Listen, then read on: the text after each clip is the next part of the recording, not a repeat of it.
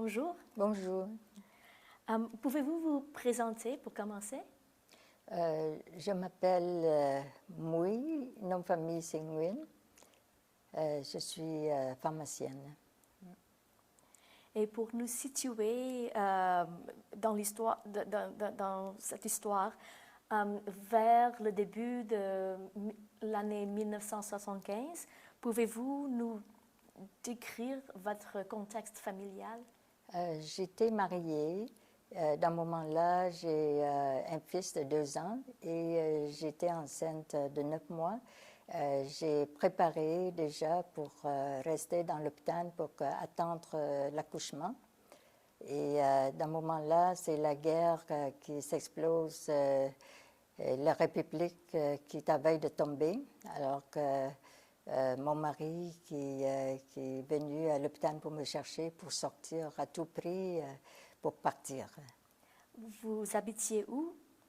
J'habitais à Saigon, c'est sur la rue, ça fait trop longtemps, mais la rue qui est au centre, c'est dans le district numéro 1, près du palais gouvernemental. Et vous ou votre mari, vous faisiez quoi comme travail? Mon ex-mari est maintenant décédé. Il était ingénieur agronome et moi j'étais déjà pharmacienne. Alors, pouvez-vous décrire pour nous les jours juste avant le 30 avril? C'était un chaos total. C'est que tous les jours, on entend le bombardement et aussi les gens qui travaillent pour le gouvernement ils voudraient partir. Et aussi, mon conjoint, dans ce temps-là, il veut à tout prix partir du pays à cause, il a déjà eu l'expérience avec le régime communiste. Son père était enterré vivant au centre du Vietnam dans les années 1950 à cause il était propriétaire des terrains. Alors quand il était à Paris, il était avec son frère dans le groupe des étudiants anticommunistes.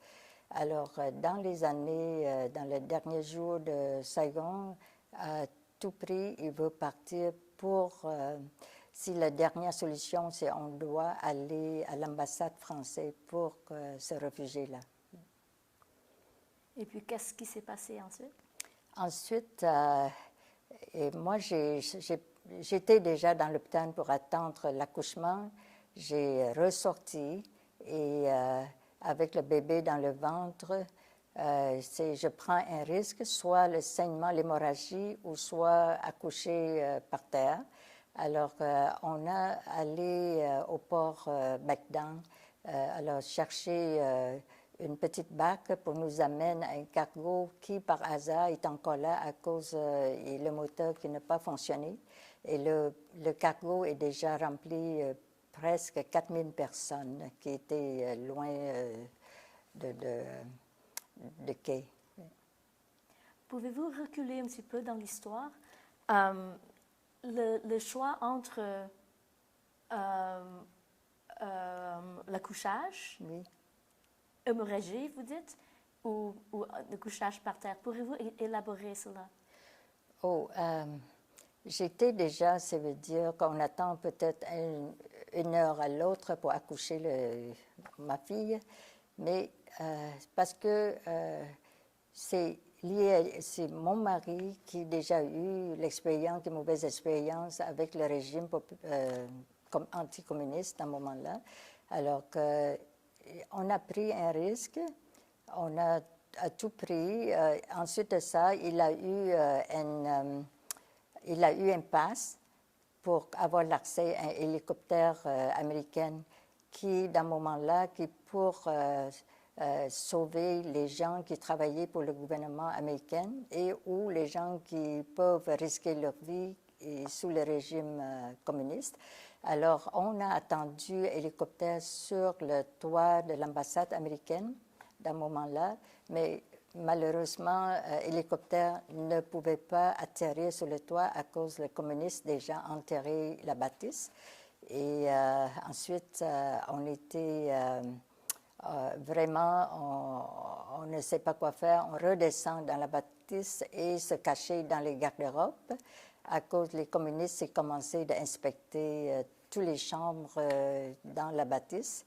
Et puis, on attendait d'un moment-là, le lendemain, quand le soleil se lève, là, on sortit de la bâtisse pour courir à pied, parce que dans ce moment-là, on ne pouvait pas utiliser d'autres moyens qu'à pied, à cause dans les rues, sont partout, sont bloquées des voitures, des bicycles, et partout, on ne peut pas, personne qui peut circuler en voiture.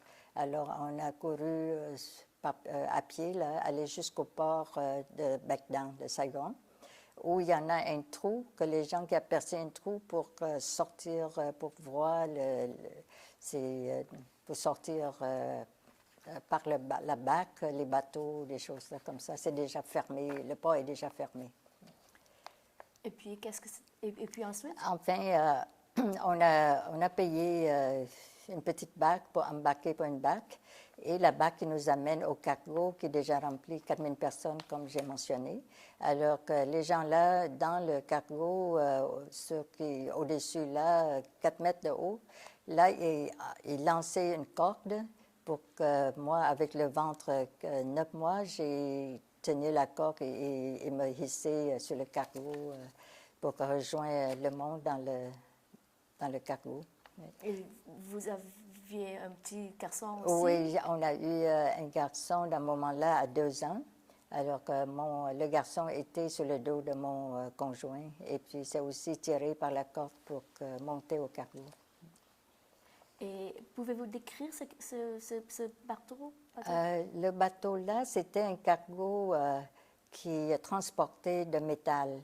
Le capitaine, c'est M. Pham Ngọc Lui. Maintenant, il a au moins 95 ans ou plus. Il est déjà allé, je pense, dans un autre pays. Et ensuite de ça, c'est par hasard, il est retourné à Saigon.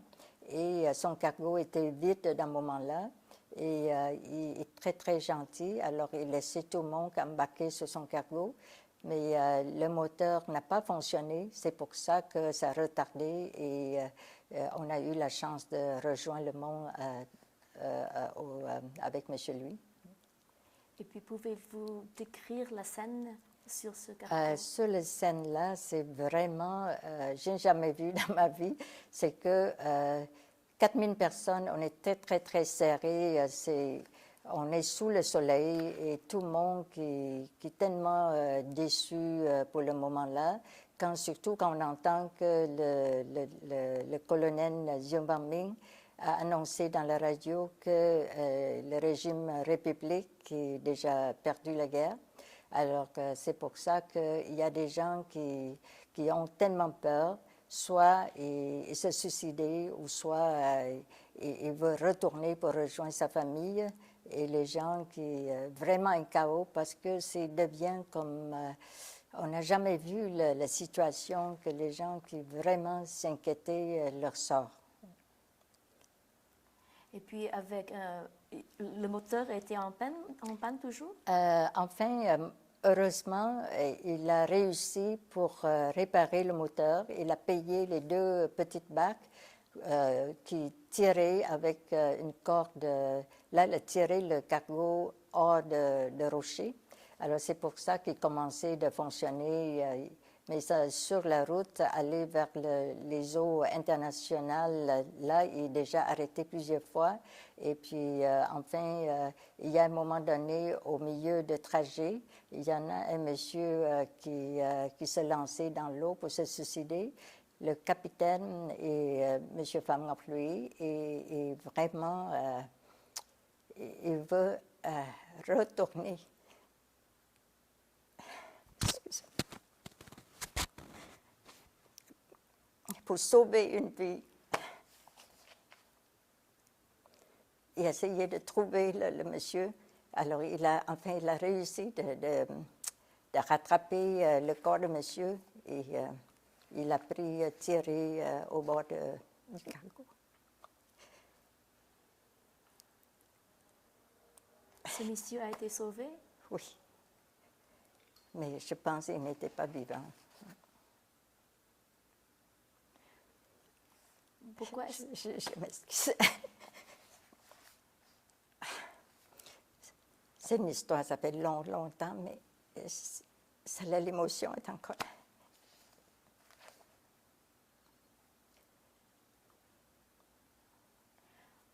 Pourquoi est-ce que cette mémoire vous a mis à pleurer?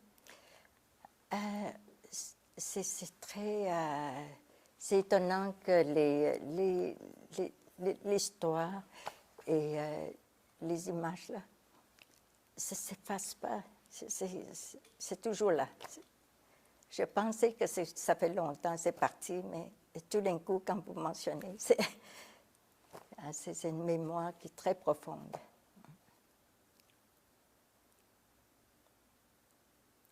C'est pour ça que maintenant je comprends que pourquoi le Holocauste, les gens aient toujours gardé leur mémoire.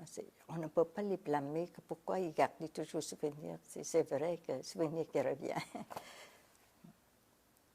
Voulez-vous un mouchoir? Oui, merci. Et il y en a la boîte de mouchoirs à côté.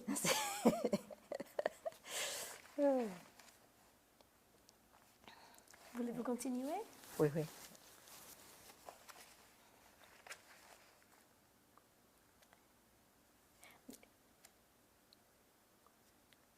Et ce geste aussi de monsieur, du capitaine qui a retourné juste Oui, pour c'est ça. sauver une vie, est-ce que c'est un petit peu surprenant dans le chaos? Parce que dans son calcul, il dit que c'est mieux sauver une vie.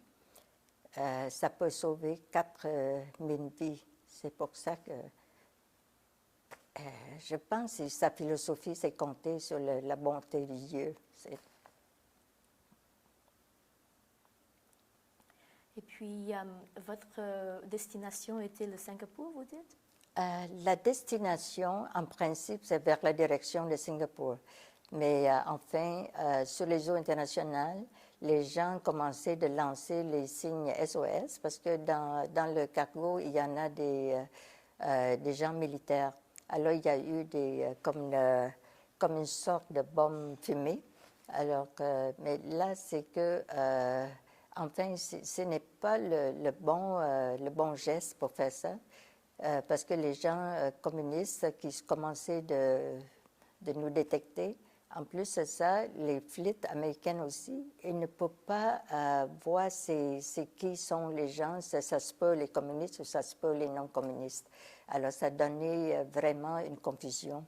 Mais enfin, il y en a, c'est grâce à d'autres signes SOS, la reine Élisabeth, la reine de l'Angleterre, à un moment-là, il fait le passage pour visiter Hong Kong. Il a reçu le signe-là et il a donné l'ordre d'approcher à Hong Kong pour attirer le mont du cargo à Hong Kong sur son terrain.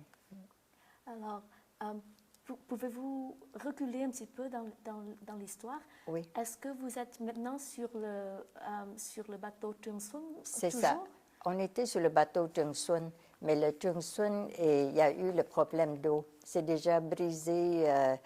Je ne sais pas c'est combien de l'eau qui est déjà dans le bateau. Dans ce moment-là, les hommes, ils n'ont pas les outils pour sortir de l'eau. Ils sortent de l'eau avec les outils qu'ils ont, mais ce n'est pas grand-chose. Alors, le bateau quasiment s'est coulé. Il y en a un Clara Merce-Line. C'est un cargo qui transportait du riz à ce moment-là. Il approchait le cargo Tung Sun pour transférer le monde du cargo Tung Sun à Clara Merce-Line. Parce qu'ensuite de ça, c'est le bateau vietnamien ça fait écouler dans l'eau. Combien de temps a été passé maintenant? Dans ce moment-là, c'était 2 heures du matin. Ça tombe sur le 2 mai. Alors, du moment-là, je me souviens à cause, j'ai accouché ma fille. Ma fille était accouchée au bord sur le bateau de Johnson. Alors que dans ce moment-là, c'est 2 heures du matin, alors on commençait de transférer tout le monde vers le cargo danois.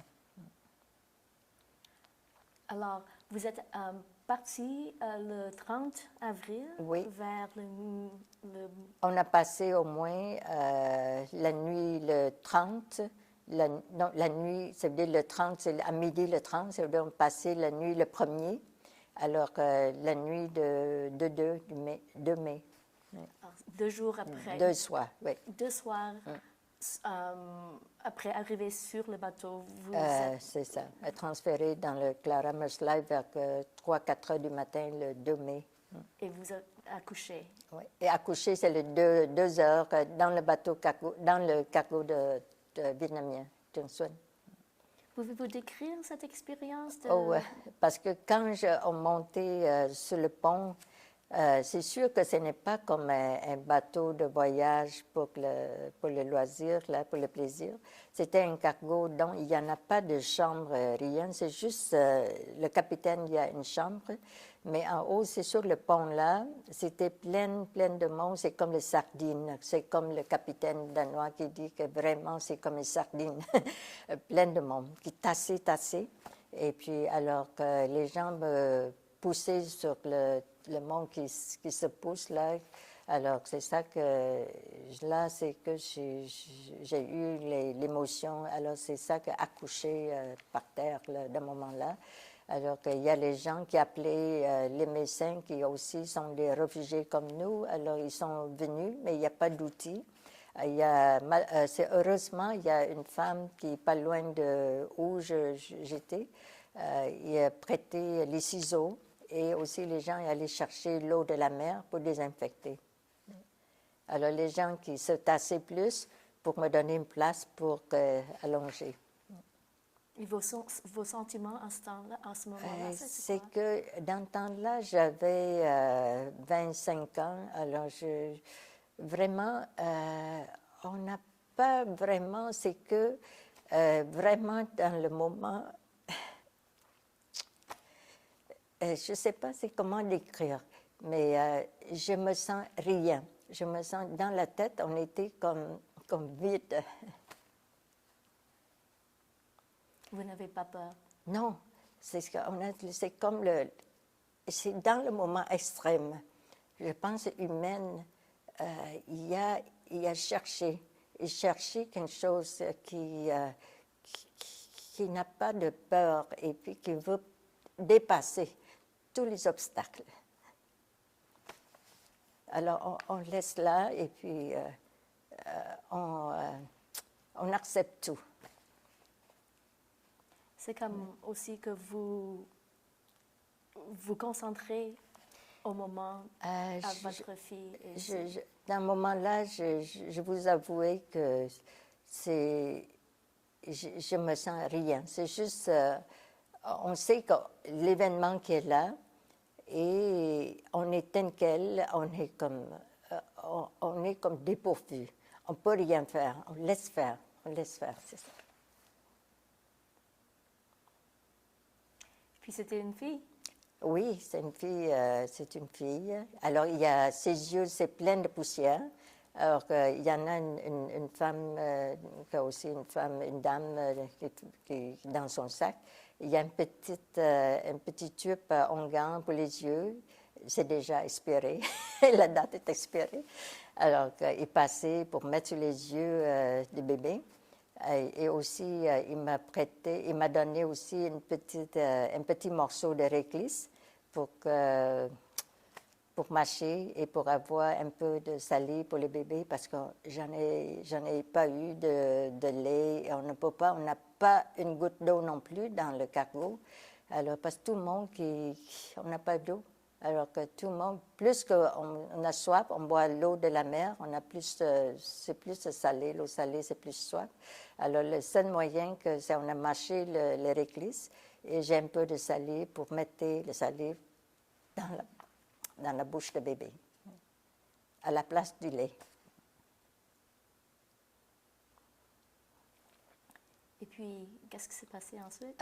C'est suite de ça, à peu près 1 heure après, qu'est-ce que je me rappelle, c'est que on a eu l'ordre de transférer au cargo danois. Et moi, quand même, j'étais une situation faible. Alors, on a le bébé qui a des jeunes garçons, au moment-là, des jeunes messieurs à peu près 20 ans.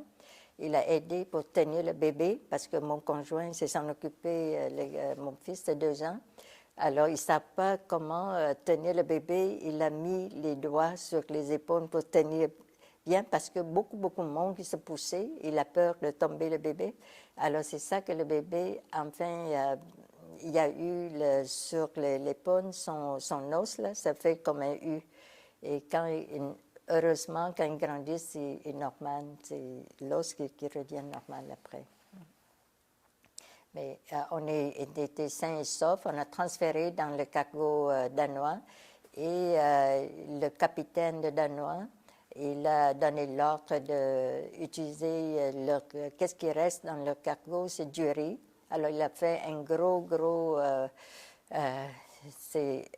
c'est fait comme, je pense, il y a un chaudron qui doit être très grand chaudron. Il a fait la soupe de riz pour partager à 4000 personnes. Alors, vous êtes maintenant sur le Klaramersk le 2 mai. Oui. Qu'est-ce qui s'est passé ensuite? On était sur le cargo danois. On a eu un bon repas, soupe de riz. Alors, tout le monde qui prépare pour vers le Hong Kong.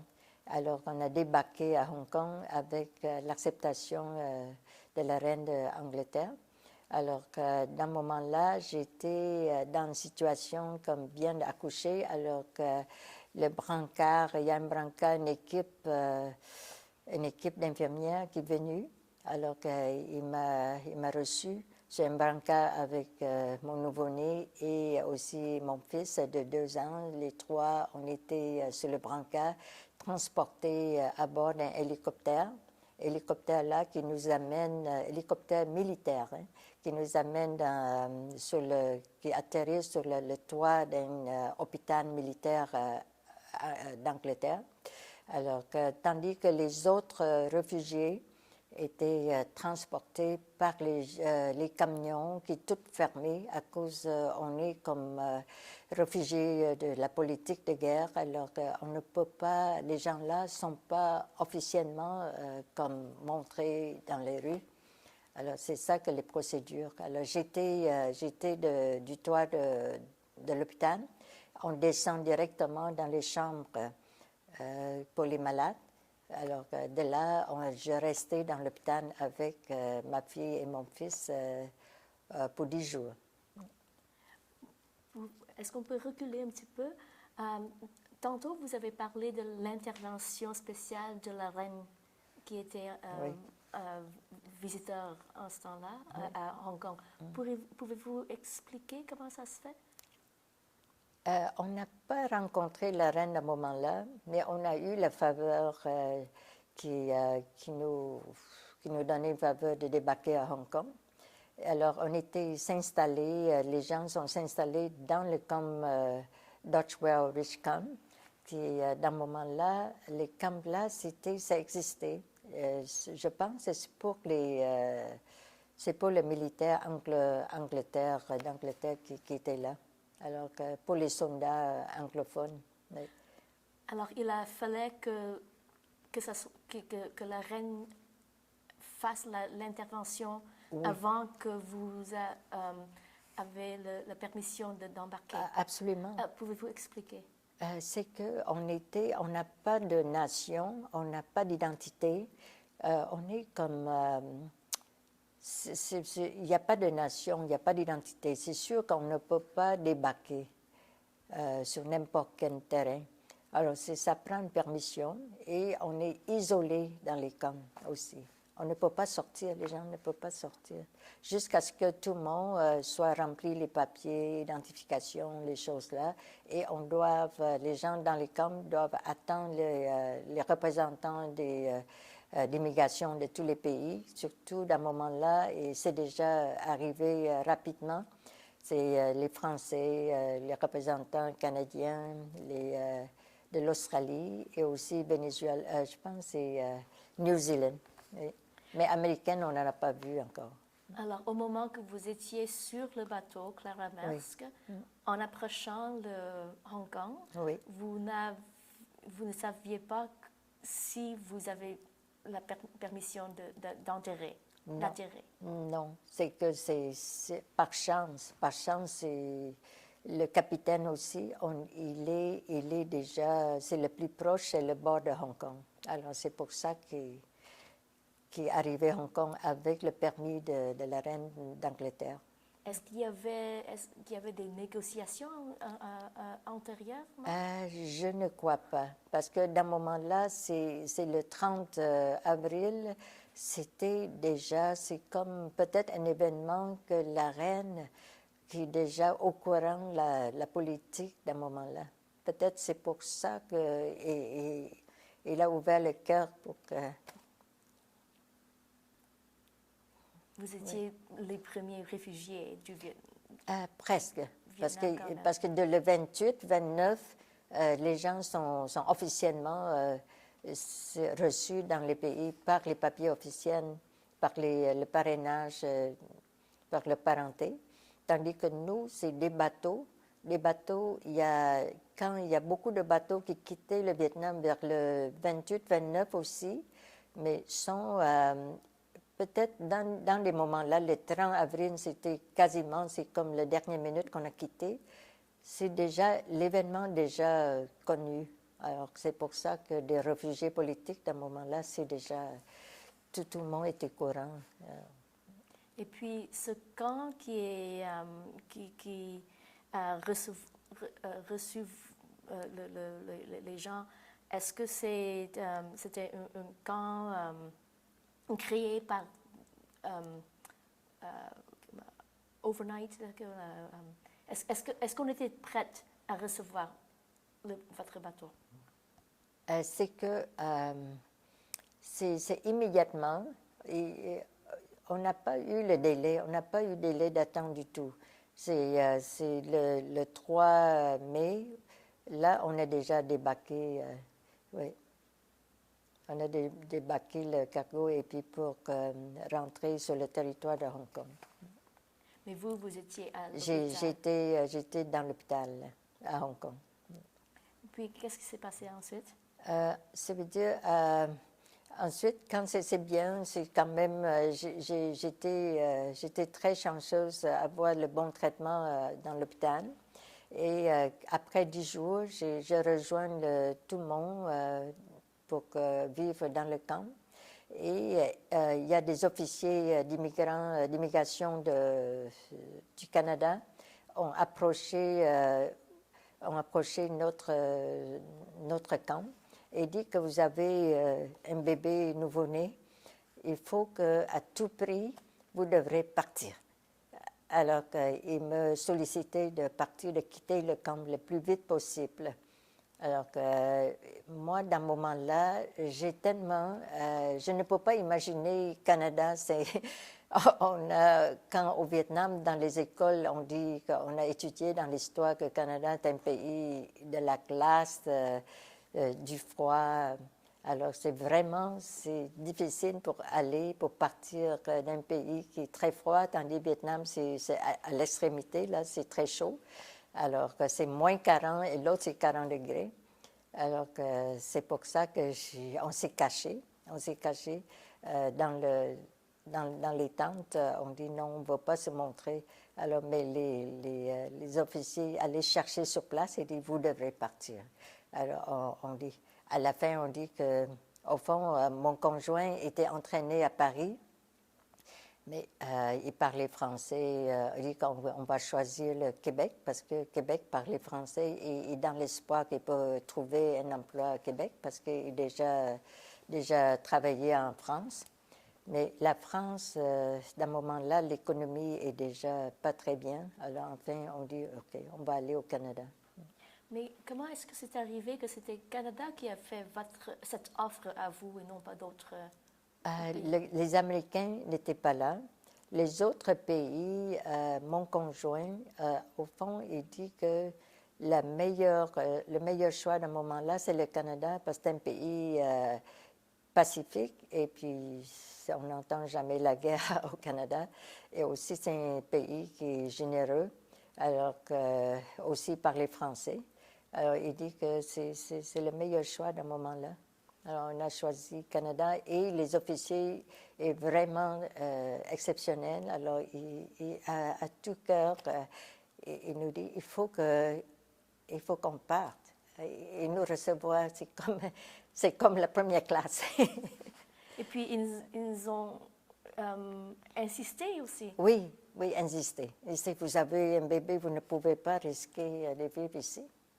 Dans le camp, qui n'a pas beaucoup de conditions hygiéniques, et puis manquer de nourriture.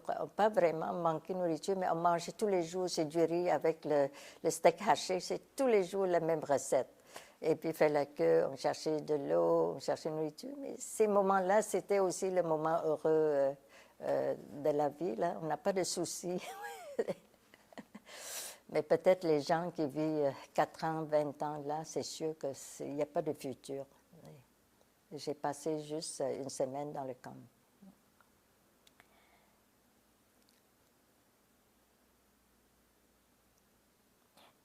Puis,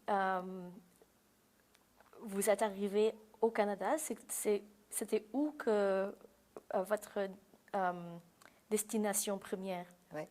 Le 23 mai, on a une escale à Vancouver.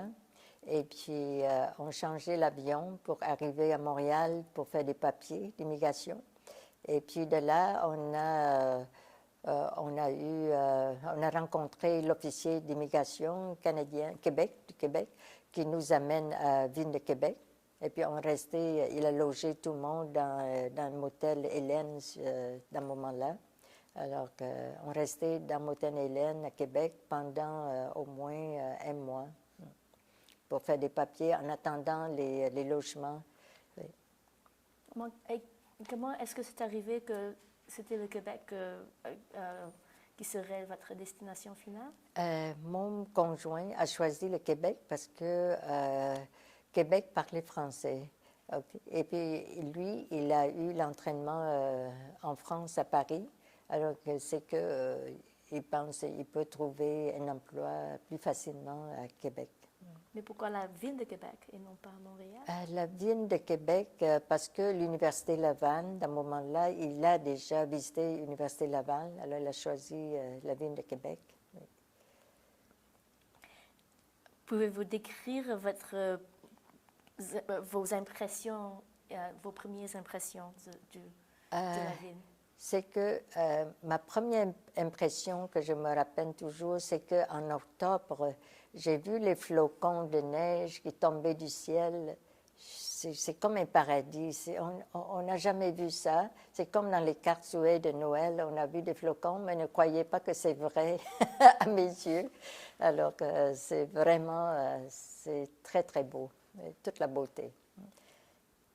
Et ça, c'est en octobre. En octobre. Les premiers jours, votre première impression. Première impression. Et aussi, première impression, c'est quand j'ai mis les pieds dans les bottes pendant, vers le décembre. On n'est pas capable de marcher. Je n'ai pas capable de marcher dans les bottes parce qu'on n'a pas habitué. En arrivant au Canada, pouvez-vous décrire vos premières impressions? C'était le froid. Malgré le mois de mai, le 23 mai, j'ai une veste de laine. Je me sens très froid. On n'a jamais eu le froid là au Vietnam, alors que c'est le froid. Et ensuite, quand on arrive à Ville de Québec, on a vu une bienvenue extraordinaire. Le frigo est plein de nourriture. Et on a eu les gens qui nous guidaient dans les shopping, dans les magasins à Québec. dans la place Laurier, pour chercher les manteaux, les vêtements, les bottes. Et puis, on a appris de chercher la nourriture tous les jours, les affaires, les choses qu'on a besoin pour la vie quotidienne. Et à part de cela, quel autre type de soutien ou de support que vous avez reçu? Il y a beaucoup de soutien parce qu'on est parrainé par le gouvernement de Québec. Alors, on a reçu comme de l'aide de partout. C'est comme pour les cours de français, pour les frais de transport et aussi des chèques au début de l'installation pour nous aider pour l'installation totale pour la vie quotidienne. Et aussi l'immigration qui vraiment nous aidait de chercher aussi des logements dans des très bonnes places. Et j'ai eu aussi la chance, c'est que c'est la voisine, une madame assez âgée dans mon quartier, qui m'a aidée pour trouver un emploi réceptionniste dans un hôtel qui n'est pas loin.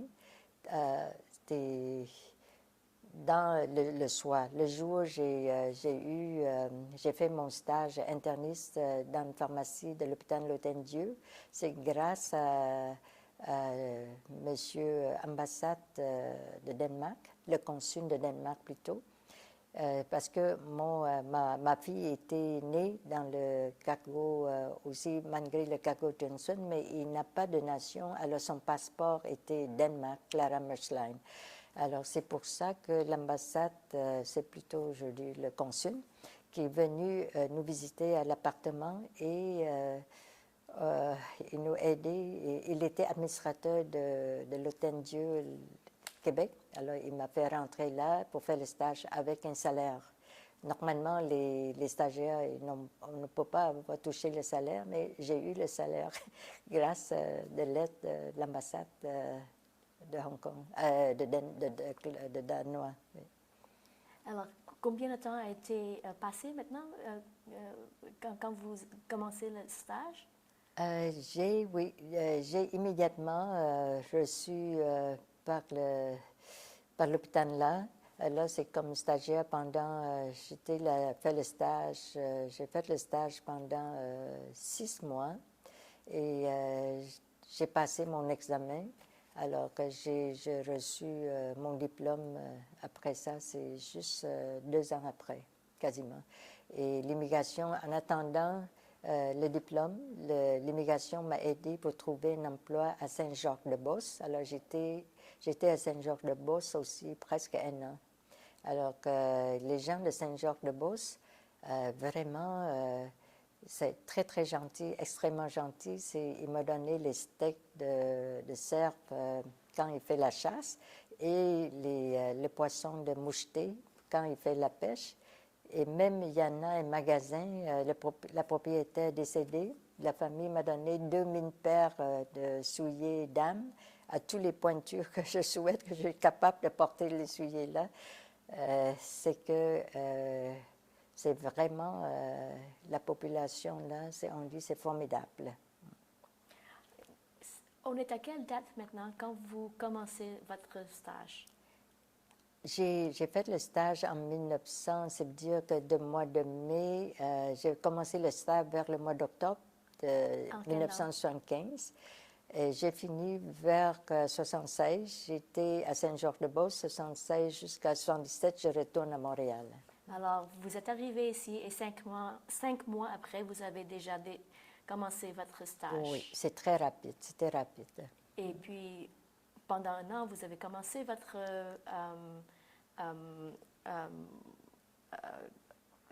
temps à Saint-Georges-de-Beauce. Oui, j'ai habité à l'étage de la pharmacie Saint-Georges-de-Beauce pour que, comme ça, les gens peuvent me trouver en 24 heures quand il y a besoin d'une chose. J'ai comme fait la garde. Alors que j'ai vécu là et j'ai travaillé là dans la pharmacie. Alors, pour transférer votre profession au Vietnam comme pharmacien, jusqu'à pour résumer votre profession comme pharmacien maintenant à Québec, est-ce que ça a pris, quel type de formation ou de reformation est-ce qu'il fallait? Je n'ai jamais eu la chance pour recevoir la formation comme telle au Canada, mais c'est tous mes bagages, c'est bien du Vietnam. Et puis jusqu'à seulement quand j'ai bien, c'est des années après, là c'est que dans le domaine de pharmacie, on a toujours des formations professionnelles, alors que je retourne un peu à l'université pour chercher certains crédits pour me renforcer mes connaissances, pour servir le monde. Alors, maintenant, on est en octobre le 1975. Vous avez commencé le stage pour résumer votre profession. Ça a pris combien de temps avant que vous étiez, que vous pouvez pratiquer comme pharmacien? Je dois faire 1000 heures, c'est environ 6 ou 7 mois pour le stage. Suite après le stage, j'ai supposé avoir le permis, mais en attendant, à ce moment-là, il faut trouver un emploi. Alors que l'immigration a trouvé pour moi un emploi à Saint-Georges-de-Beauce comme assistant pharmacien, parce que je n'ai pas eu le permis encore à ce moment-là. Alors que j'ai travaillé comme assistant à Saint-Georges-de-Beauce. Quelques mois après, j'ai reçu mon permis d'exercice comme pharmacien. Alors que j'ai eu un appel de mes amis à Montréal, dit que venez à Montréal pour acheter une pharmacie. Je n'avais pas d'argent, mais j'ai eu seulement 2000 $ et j'ai eu le prêt de mon cousin, 5000 $. Et j'ai réussi d'avoir 2 pharmacies de chaîne Le Duc dans le temps-là à Montréal, en 1977. Et puis, votre mari, est-ce qu'il travaillait en ce temps-là? Mon conjoint, malgré qu'il est ingénieur agronome formé de France, mais c'est que l'université, dans ce moment-là, lui demandait de refaire l'équivalent et il est trop orgueilleux pour refaire l'équivalent, alors qu'il est resté pour faire comme administrateur avec moi dans la pharmacie. Et puis, après ça, pouvez-vous décrire votre vie en ce temps-là? Depuis là, quand j'ai commencé la pharmacie, j'ai travaillé sans relâche pour arriver, pour aider la famille au Vietnam, parrainer 40 personnes des parentés. Et aussi, c'est pour aider aussi ma communauté. Alors que c'est ça, j'ai fait à tout mon cœur pour remettre dans la société qu'est-ce que j'ai reçu. Parce qu'on sent tellement, on n'a rien besoin pour nous, mais au fond, on a eu tout. Alors que c'est pour ça que j'ai reçu le prix IGA de ma profession, l'Association des pharmaciens propriétaires à Québec. Et puis ensuite de ça, j'ai eu le prix Centraide du gouverneur général du Canada. C'était quand que vous avez reçu ces prix? Je pense que c'est dans les années 2000, j'ai reçu le prix IGA de pharmacien au Canada. Et l'année 2015, c'est le prix du gouverneur. Et si vous pensez aux premières années au Canada, pouvez-vous décrire les défis que vous avez vécus? Au Canada, dans les années-là, je trouve que le Québec est encore très fermé. Alors, il n'y a pas beaucoup d'immigrants qui vivent là, mais la plupart des immigrants, des réfugiés, là, sont commencés de partir ailleurs. Mais maintenant, c'est différent. Et puis, c'est dans les années à Montréal, j'ai trouvé la vie, c'était facile. C'est seulement, ça prend un effort pour travailler. C'est ça qu'il faut travailler beaucoup. Et on a eu la chance aussi de retourner à l'école pour faire des formations spéciales pour la profession aussi. Cela vous a pris combien de temps afin de vous sentir complètement à l'aise au Canada? Pour être à l'aise au Canada, normalement, minimum que j'ai vu, c'est 3 ans à 5 ans. Mais dans mon cas, c'est après 3 ans, je me sens déjà m'adapter avec la vie, la nouvelle vie. Qu'est-ce qui a le plus contribué à ce sentiment d'appartenance? Le sentiment-là, c'est que on regarde vers en avant, parce qu'on ne peut pas retourner dans le pays qu'on est, comme le Vietnam, parce qu'on n'a pas, on dit, oh, c'est un pays communiste, on ne peut pas retourner dans le pays communiste. Ça m'a pris beaucoup d'années après pour que la première visite au Vietnam, c'était, je pense, 20 ans après. Alors que c'est comme on n'a pas de choix. Le seul choix, c'est on dit, ah, ça c'est Canada, c'est mon pays adopté. Le Québec, c'est comme ma place. Alors que la seule chose, c'est le chemin que j'ai choisi. Alors, je commençais à avancer dans ça. Je me lançais dans le chemin-là. Est-ce que votre intégration a été parfois difficile? C'est seulement dans les années que c'est sûr que la vie, il y a des up and down, mais on a une profession professionnelle. Normalement, on n'a pas trop de misère comme dans les autres professions. Alors, je me sens quand même, c'est très bien, c'est très à l'aise. C'est pour ça qu'on voit que beaucoup de familles vietnamiens ou asiatiques et pousser leurs enfants dans les domaines de santé pour que la vie est plus facile. Vous parlez de la difficulté comme... C'est comme, on ne peut pas dire que c'est l'économie. La difficulté, c'est que l'économie, le salaire, les choses-là, c'est quand même, c'est assez pour la vie. On n'a pas de difficulté comme dans d'autres domaines.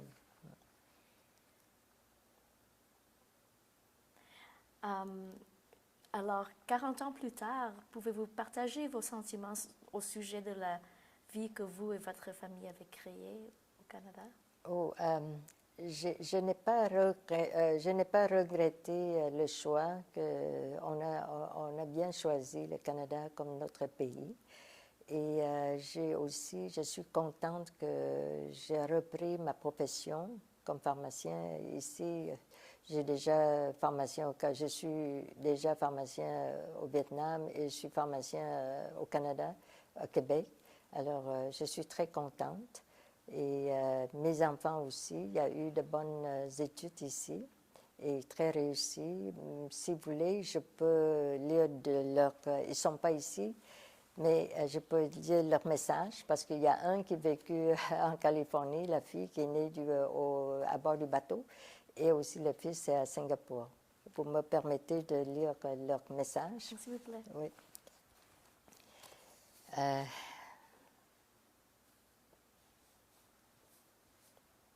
Comme mon fils à Singapour, c'est le plus âgé, il est né en 1973. Il avait 2 ans quand on a quitté le Vietnam. Il dit en anglais, I think going to Canada, which represents the rule of law and opportunity, was the best life experience. No child, certainly not a baby, has a choice in decisions made for him or her. A child can only hope that life and opportunity isn't terminated at so early stage as staying in Vietnam would have done. I would like to acknowledge that Canada as a nation has provided life, education, opportunity, and as such, I am personally grateful that I am Canadian. My global travels and experiences have made me more appreciative and what is to be Canadian. Old Monson commercial once concluded with a phrase that continues to resonate, I am Canadian. Ça, c'est signé Quoc. Et le message de ma fille, il dit, il travaille comme fashion designer en Californie. My journey from being born at sea continued through my life, living in wonderful cities around the world, such as Montreal, Paris, New York, San Francisco, and Los Angeles. I've been blessed to work in fashion design for Parisian couture houses such as Koji Tatsuno, the protege of Yohei Yamamoto, and for large corporations such as Nautica and Lis Claiborne, when they owned 33 companies, as well as at Gap, before launching my own line in 2009. Today, I marry my love of fashion and technology for growing direct-to-consumer sales of fashion enterprise companies in cities such as Los Angeles and New York, and e-commerce and mobile commerce. I find that I'm happiest when I'm traveling around the world and city by the ocean, and I never forget that I'm always a baby of Trường Xuân. Ça, ce sont les commentaires de mes enfants. Si vous me permettez de revenir au sujet de vos prix que vous avez reçus, oui. Pouvez-vous expliquer les raisons pour ces prix? Qu'est-ce que j'ai fait pour recevoir les prix-là? C'est que pour la profession de pharmacie, c'est que j'ai formé beaucoup de stagiaires qui deviennent pharmaciens. C'est surtout des stagiaires aussi, mes compatriotes, qui ont beaucoup de difficultés pour rentrer, pour être acceptés dans d'autres pharmacies. Alors j'ai tout reçu, les gens-là, même aussi après ça, il y a plus de vagues vietnamiens. J'ai reçu aussi d'autres pharmaciens internationaux d'autres pays pour faire le stage chez nous. On a offert comme une plateforme pour former les gens-là. Et aussi, j'ai aidé beaucoup de gens, des patients, et j'ai vendu aussi des tableaux, des peintures pour faire des levées de fonds, pour aider les causes, les bonnes causes. Alors, pouvez-vous estimer combien de pharmaciens vous avez aidé à résumer leur profession? C'est la profession de pharmacie, c'était une très belle profession parce que c'est qu'on connaisse la vie de nos malades, de nos patients, et on sait qu'est-ce qu'ils ont besoin et aussi quelles ont leur maladie. Alors on approchait quasiment, on est la frontière, la première ligne de toutes sortes de choses. Alors c'est là, on est très sensible de catcher tous les problèmes-là et pour comme résoudre immédiatement. Ils n'ont pas besoin d'attendre, ils n'ont pas besoin de prendre le rendez-vous pour les pharmaciens. Alors on a l'occasion pour aider dans le domaine de santé. Oui. Et combien de pharmaciens avez-vous aidé à assister à continuer dans leur profession avec votre programme de stage? Normalement, eux autres, ils doivent faire, c'est pour les pharmaciens internationaux, ils doivent passer comme moi au début, c'est 600 heures, c'est à peu près 6-7 mois. Et ensuite de ça, même si dans le cas je suis capable d'avoir la connexion, j'ai aussi trouvé des emplois pour eux aussi, à travers mes amis. Et c'est sûr qu'ils doivent aussi parler français, ils doivent passer les tests français, mais c'est sûr, au Québec, on a des cours français gratuitement. Et pour les universités aussi, m'envoyer des jeunes étudiants à partir de première année jusqu'à quatrième année, j'ai reçu aussi des stagiaires. J'ai aidé énormément, centaines de stagiaires au moins. Eux autres, ils sont devenus comme pharmaciens propriétaires ou pharmaciens qui sont très, très réussis.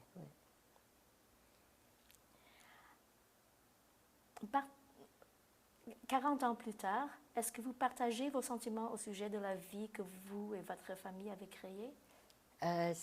Actuellement, j'ai aussi, parmi mes clients, j'en ai beaucoup de réfugiés qui viennent de partout. Là, c'est les vagues de réfugiés de tous les pays.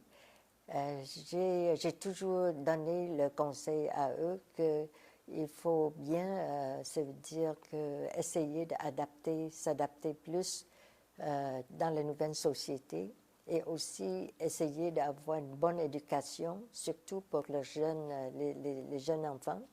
Et il faut essayer de... Parce que le Canada, il y a eu beaucoup d'opportunités et beaucoup de ressources. C'est un grand pays. Il y a des grandes terres. Il peut recevoir beaucoup de monde pour faire comme un grand pays. Alors que c'est la question de l'effort, adaptation, l'éducation et aussi il faut accepter le Canada. C'est comme notre pays. On ne peut pas, comme dans la moitié vit ici et mettez dans d'autres moitiés tête ailleurs. Dans ce cas-là, on ne peut pas réussir. Il faut concentrer à une place. Et voulez-vous partager avec nous vos pensées au sujet des efforts humanitaires posés par les Canadiens? C'est exceptionnel. Le Canada, c'est comme les Asiatiques, ou plutôt on peut dire que j'ai entendu, parce que mon conjoint actuellement, c'est un Chinois, des Chinois qui disent Canada, c'est comme interpréter le son, c'est Canada, c'est le père, c'est comme le père généreux. Alors c'est pour ça que le Canada, c'est un pays qui est très généreux envers, il y a des politiques très généreuses envers les réfugiés et envers tout le monde. Une dernière question. Qu'est-ce que la jeunesse canadienne pourrait apprendre au sujet de vos expériences personnelles comme réfugiés? La jeunesse, c'est l'opportunité ici, le Canada, l'éducation n'est pas chère. Et il y a beaucoup de portes d'entrée et aussi, c'est comme le Vietnam, il faut être des enfants de familles riches pour essayer de grimper jusqu'à niveau l'université. Et aussi, il faut payer très cher pour sortir dans d'autres pays pour apprendre des choses. Mais le Canada, on a des bourses, tous les pauvres, on peut aussi aller devenir les médecins, peut devenir des fameux ou devenir des riches. Mais le Vietnam, c'est jamais capable d'avoir ça. Par exemple, on dit que, comme en Chine aussi avant, et le Vietnam avant, il dit, si vous êtes des enfants des moines, vous devrez nettoyer le plancher, les feuilles, mais si vous êtes les enfants des millionnaires, c'est vous êtes toujours millionnaire. C'est ça que le proverbe qui dit ça. Mais au Canada, c'est le contraire.